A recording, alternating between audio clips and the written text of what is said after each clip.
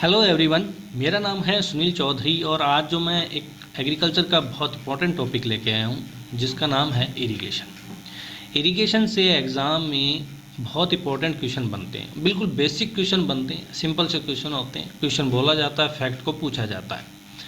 और इससे पहले कि मैं इरिगेशन जो टॉपिक है वो स्टार्ट करूं, उससे पहले मैं कुछ बात कहना चाहता हूं कि वीडियो को पूरा देखें और एंड तक देखें, क्योंकि कुछ इंपॉर्टेंट फैक्ट्स जो होते हैं वो वीडियो के एंड में होता है जब कॉन्सेप्ट पूरी तरह शुरू हो जाए। तो चलिए स्टार्ट करते हैं। इरिगेशन क्या होता है? इरिगेशन की मैं बात करूँ तो एक सिंपल लैंग्वेज में बोलता हूँ कि सोइल को आर्टिफिशियल तरीके से जो वाटर प्रोवाइड करवाते हैं वो क्या होती है? इरिगेशन। अब आर्टिफिशियल तरीके की बात कौन से करूँ? पहला आता है रेनफॉल। रेनफॉल जो होता है हम उसको क्या करते हैं? स्टोर कर लेते हैं। स्टोर करना, अब डायरेक्ट जो रेनफॉल आई है वो इरिगेशन नहीं है। डायरेक्ट जो रेनफॉल है वो इरिगेशन नहीं है। हमने उस रेनफॉल वाटर को स्टोर कर लिया, वाटर हार्वेस्टिंग कर ली, और उसके बाद हम किसी आर्टिफिशियल मेथड से हम सॉइल को जो है वाटर सप्लाई करते हैं, वो क्या होता है? इरिगेशन।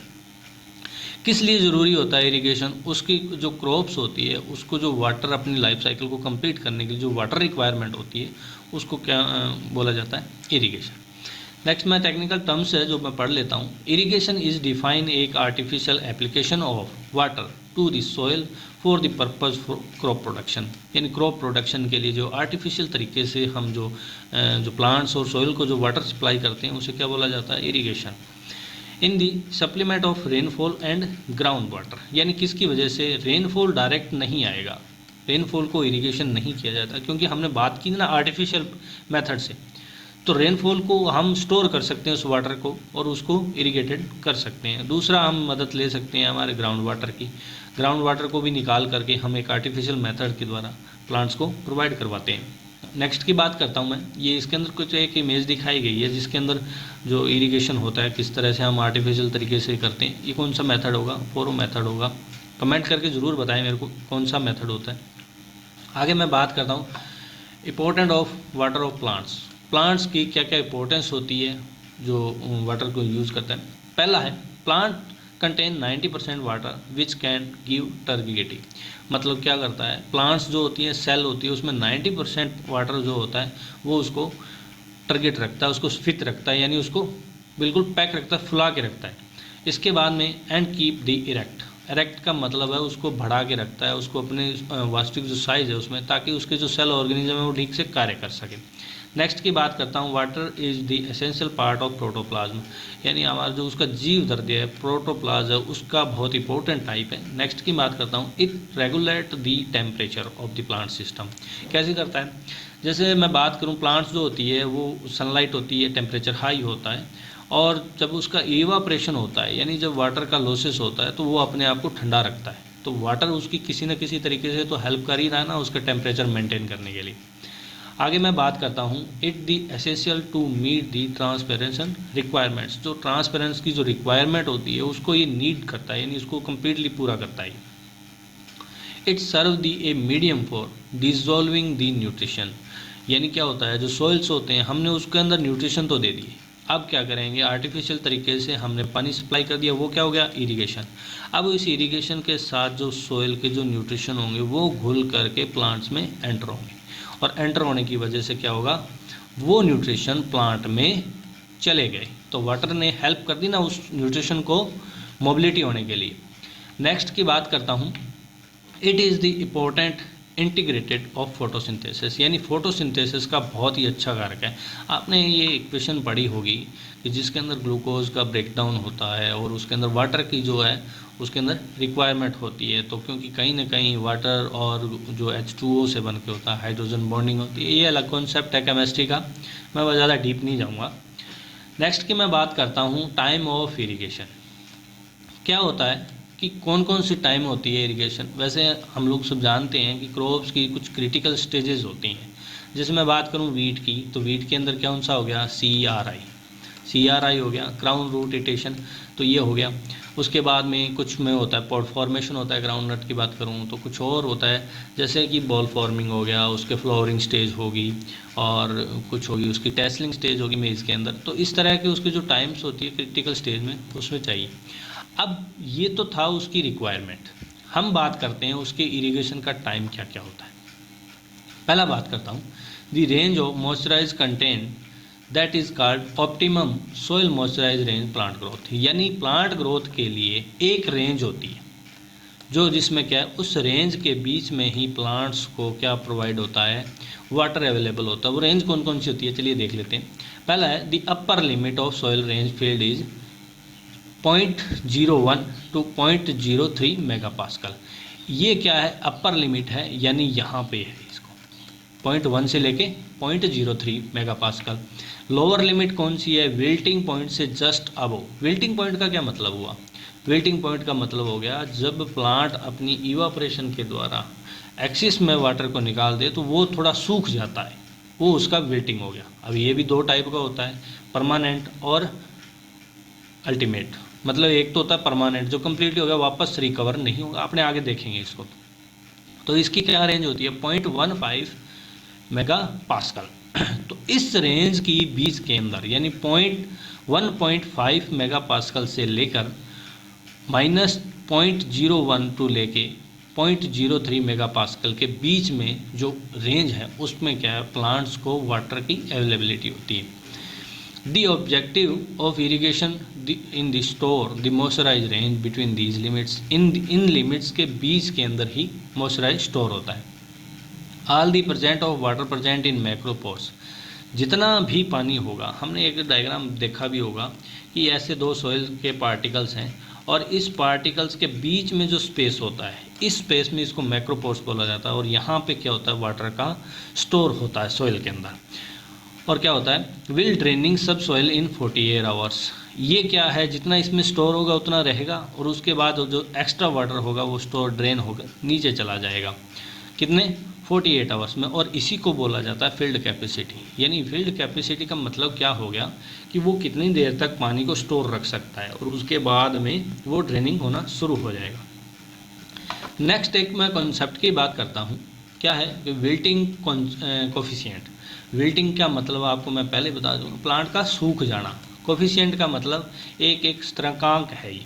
तो क्या होता है, as the per soil dry to loss of water evaporation. क्या होता है, सिंपल लैंग्वेज में बोलता हूँ, इवापोरेशन और किसके द्वारा, ट्रांसपिरेशन के द्वारा जब प्लांट का जो वाटर है वो उड़ जाता है या रिमूव हो जाता है या इवापोरेशन हो जाता है, ऊपर वाष्पशील हो जाता है, तो उसके कारण जो प्लांट होते हैं वो मुरझाया सा हो जाता है, जैसे ऐसे लगा जैसे सूख गया हो। वो क्या कहलाता है, विल्टिंग कोफिशिएंट। और जब नाइट को इवापोरेशन कम हो जाएगा, प्लांट को वाटर की अवेलेबिलिटी फिर से होगी तो वो वापस नॉर्मल कंडीशन में हो जाता है। वो उसको, इस कंप्लीट कॉन्सेप्ट को क्या बोला जाता है, विल्टिंग कोफिशिएंट। देखते हैं, the plants wilt during day time to conserve moisturize and become normal at night. When the same conditions continue the plant will be without dying. यानी वो बिना सूखने के मर जाता है। अगर ये स्थिति कंटिन्यू रहती है, यानी डे के अंदर वो सूखा, नाइट को उसको पानी नहीं मिला, तो वो क्या है, जो विल्टिंग पॉइंट है उसका कंटिन्यू चलेगा और उसके कारण प्लांट मर जाएगा। आप इस इमेज के अंदर देखो, यहाँ पे दिया बताया भी हुआ है कि ये आफ्टरनून के अंदर ऐसा लग रहा है जैसे प्लांट मर गया हो, उसकी पत्तियाँ डाउन हो जाती हैं, मुरझाई हो जाती हैं, और नाइट के अंदर अगेन सही हो जाता है। चलिए आगे बात करते हैं, criteria of selection of irrigation method. मतलब हमने कौन सा अप्लाई करना है इरिगेशन मेथड को, कौन सा सूटेबल होगा और किस जो कौन कौन से फैक्टर्स होते हैं वो हमें यूज़ करना है। पहला है water supply source. Water supply source के अंदर की मैं बात करूं तो जैसे पहला हो गया ट्यूबवेल, दूसरा कैनाल, तीसरा पॉन्ड, और इन मेथड से हम वाटर को सप्लाई कर सकते हैं। तो ये क्या है, जो इसकी यही तो ज़रूरी है कि हमें पानी कहाँ से मिल रहा है, कौन सा सोर्स है। नेक्स्ट की बात करता हूँ टोपोग्राफी। इसका हिंदी में बोला जाता है स्थलाकृति। स्थलाकृति का मतलब यही हुआ कि वो ज़मीन का लेवल क्या है, सरफेस है, समतल है या ऊबड़ खाबड़ है या टीले हैं या फिर डेजर्ट हैं, तो वो डिपेंड करता है उसकी स्थलाकृति कौन कौन सी है। तो उसी के हिसाब से हम इरिगेशन मेथड को सेलेक्ट करेंगे।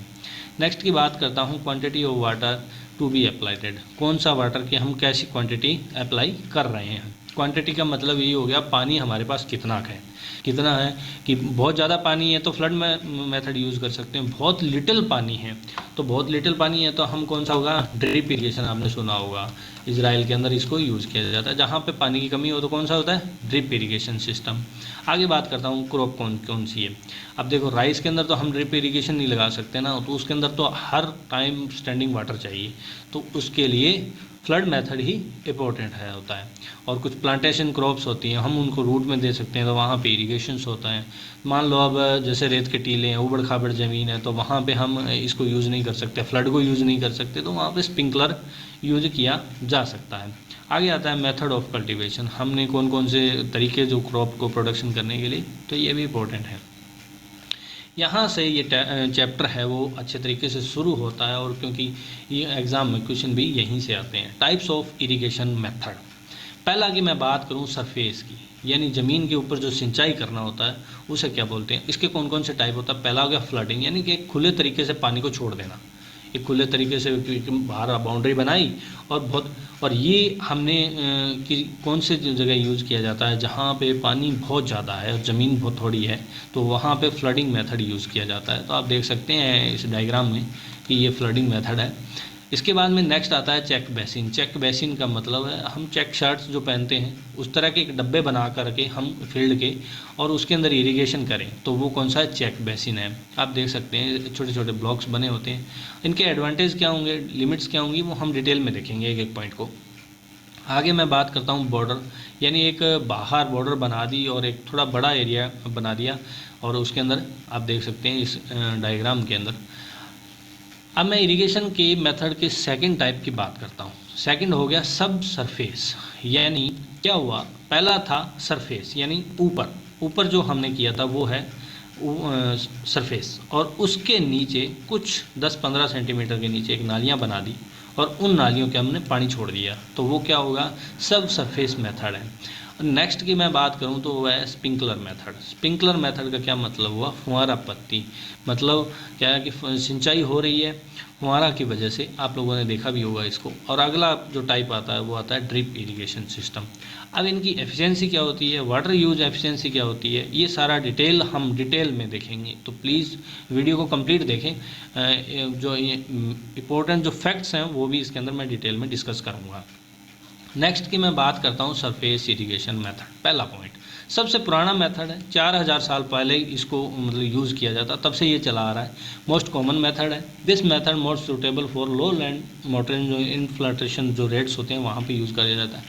पॉइंट यहाँ पे है कि इस फैक्ट को ज़रूर याद रखें, सरफेस इरिगेशन मेथड के लिए स्लोप कितना होना चाहिए, तो वो है 2 से 3% से कम, 2 से 3% से कम। ये पॉइंट यहाँ पे इंपॉर्टेंट याद रखने के लायक है। इसके बाद में ये लेस लेबर इंसेंटिव होता है। उसके बाद में आता है बॉर्डर इरिगेशन। नेक्स्ट की मैं बात करूँ तो बॉर्डर के अंदर कौन सा बस मैं एक रीड करना है। The land is divided into long parallel strips called border. Long मतलब एक बड़ी बड़ी पट्टियों के रूप में बना दिया, तो उसको क्या बोला जाता है, border irrigation. These borders are separated by low reeds. क्या होता है, ये जैसे मैंने बॉर्डर बना दी, इसको बीच में से हल्का सा एक हल्की सी बॉर्डर बना के अलग कर दिया, ताकि क्या है जो वाटर की जो स्पीड है वो भी रिड्यूस हो जाए। इसके बाद में है the border strip has uniform gentle slope, यानी इनका जो यूनिफॉर्म का क्या मतलब हुआ, हम स्कूल में पहनते हैं यूनिफॉर्म, मतलब सबकी एक जैसी, तो इसका क्या मतलब हुआ कि यूनिफॉर्म जो जेंटल स्लोप है उसको हम यूज़ कर सकते हैं। यूनिफॉर्म का मतलब यही हुआ कि हम एक जैसे स्लोप का करें, और in the direction of irrigation, irrigation की दिशा में। Suitable for irrigation all closing crops, कौन कौन सी होती है क्रॉप्स, वीट, बार्ले और फोडर क्रॉप्स। नेक्स्ट की मैं बात करता हूँ एडवांटेज ऑफ बॉर्डर इरिगेशन। कौन कौन सी एडवांटेज होते हैं और कुछ लिमिट्स भी होंगी। पहले बात कर लेते हैं एडवांटेज की, तो वो कौन सी होती है, border reeds can be constructed with simple farm implements. हम बॉर्डर को एक जो सिंपल हमारे फार्म इम्प्लीमेंट्स हैं, जैसे कौन कौन से, जैसे देसी हल हो गया, और देसी जैसे अपने बात करते हैं बैल की सहायता से, और हाथ वाले जो रिड्स मेकर होते हैं उनकी सहायता से, मतलब एक सिंपल फार्म इम्प्लीमेंट टूल की सहायता से हम इसको यूज कर सकते हैं। जैसे कौन सा हो गया, ब्लॉक ड्रॉन हो गया, फ्रेम रिड्जर हो गया, और बंड फॉर्मर हो गया। नेक्स्ट की बात करता हूँ, labour requirement in irrigation is reduce to compare the conventional मतलब जो आधुनिक हमारे जो मेथड्स हैं उनके बजाय इनमें लेबर कम लगती है। इसके बाद में नेक्स्ट मैं बात करता हूँ check basin irrigation. Check basin irrigation में क्या होता है, पहले भी मैं डिस्कस कर चुका हूँ। हमारे जो चेकदार शर्ट्स होती हैं, जैसे डब्बों बना दिए, ये डब्बे बना दिए हमने, और इसके अंदर ये चेक्स जो बन गए, छोटे छोटे ब्लॉक बन गए।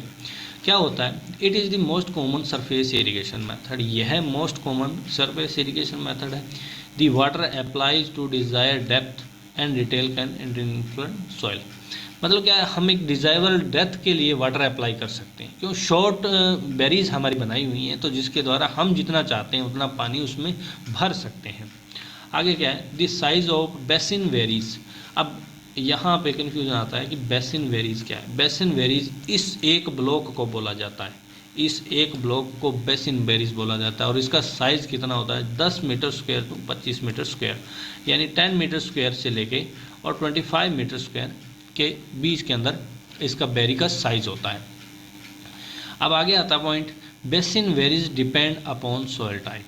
सॉइल टाइप में कैसे, कौन कौन सी सॉइल्स होती हैं उसके हिसाब से, उसके बाद में टोपोग्राफी यानी स्थलाकृति, उसके बाद में स्ट्रीम साइज, हम सिंचाई किस माध्यम से दे रहे हैं, हमारी वाटर की स्पीड क्या है, उस पर भी डिपेंड करता है, एंड दी क्रॉप्स। आगे आता है suitable for when leaching is required to removal salt for the soil. क्या होता है, ये बहुत अच्छा पॉइंट है, यहाँ पे इंपॉर्टेंट है कि कौन सा ऐसा मेथड जो चेक बेसिन के लिए इंपॉर्टेंट होता है लीचिंग करवाने के लिए, तो वो कौन सा होता है, चेक बेसिन इरिगेशन। कैसे होता है मैं थोड़ा एक्सप्लेन भी करता हूँ। हमने क्या किया, ग्राउंड वाटर को बहुत ज़्यादा इरिगेशन किया, जिसके कारण क्या, सॉइल में साल्ट की प्रेजेंस बढ़ गई है। हम क्या करेंगे, चेक बेसिन से हमारे मर्जी के लेवल का पानी खड़ा कर देंगे, और वो पानी क्या होगा, धीरे धीरे ड्रेनिंग की सहायता से ज़मीन में जाएगा, और साथ में अपने आप में न्यूट्रिशन को डिजोल्व करके साथ में ले जाएगा। तो हो गया ना ये कि चेक बेसिन की सहायता से हम क्या कर सकते हैं, लीचिंग करवा सकते हैं। नेक्स्ट की मैं बात करूँ तो क्या हो गया, स्लोप कौन सा होता है, 3% से ज़्यादा इसके अंदर स्लोप वेरी होता है। आगे कौन कौन सी क्रॉप्स होती हैं, तो ग्राउंड नट, पर्ल मिलेट और बार्ले और वीट एक्सेट्रा। ये कौन सी होती हैं जो चेक बेसिन इरिगेशन के लिए एप्लीकेबल होती हैं, ग्राउंड नट, पेल और बार्ले, वीट। नेक्स्ट की मैं बात करता हूँ एडवांटेज की। एडवांटेज क्या होती है, check basin are useful when leaching is required removal of soils. मतलब क्या है, लीचिंग के लिए जब हमें साल्ट को रिमूव करना हो तो कौन सा मेथड रिक्वायरमेंट है, check basin. Rainfall can be conserve and soil erosion is reduced by retaining large parts. अब देखो, ये इस पॉइंट को थोड़ा सा समझते हैं कि ये जैसे एक प्लॉट है और हमने इसमें बना दिया, ये बेसिन्स बना दिए, हमने क्या किया, इधर से इरिगेशन देना शुरू किया, इधर से क्या किया, इरिगेशन देना, और आगे आ गई ये रिड्स, तो ये क्या करेगी, पानी की स्पीड को कम कर देगी। पानी की स्पीड को कम कर दिया तो जिसके द्वारा क्या होगा, इसकी जो स्पीड है वो सोइल इरोजन कम हो जाएगा। और दूसरी चीज़, हवा चलेगी, विंड चलेगी, तो विंड के द्वारा भी यहाँ पे टकराव होगा, तो क्या होगा, सोइल का इरोजन कम होगा। नेक्स्ट की मैं बात करता हूँ high water application and distribution efficiency. High water application होती है मतलब हम पानी को ज़्यादा दे सकते हैं ज़मीन को। लिमिटेशंस क्या होती है, reeds interferent moving implements movement.